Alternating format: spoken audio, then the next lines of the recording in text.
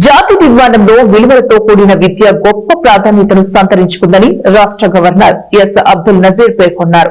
గుంటూరు జిల్లా మంగళగిరి మండలం కూరుగల్లు గ్రామంలోని అమృత విశ్వ విద్యాపీఠం తొలి స్నాతకోత్సవం గురువారం జరిగింది.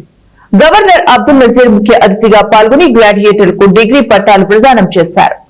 ఈ సందర్భంగా ఆయన మాట్లాడుతూ విద్యార్థులు నిత్యం నేర్చుకుంటూనే ఉండాలని, ఎక్కడికి వెళ్లినా ఏ పని చేసినా కొత్త విషయాలను నేర్చుకోవడంపై దృష్టి సారించాలని సూచించారు.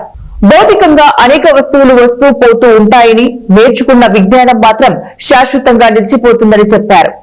మాతా అమృతానందమయ్యి దేవి మానవతా దృక్పథం ద్వారా మార్గనిర్దేశం చేసిన సంస్థలో డిగ్రీలు పూర్తి చేసిన విద్యార్థులను ఆయన అభినందించారు. మాతా అమృతానందమయ్యి మఠం ప్రధాన కార్యదర్శి స్వామి పూర్ణామృతానందపూరి మాట్లాడుతూ విద్య, కరుణ ఆధారిత పరిశోధనలు అనే లక్ష్యంతో అమృత విద్యాపీఠం పనిచేస్తుందన్నారు.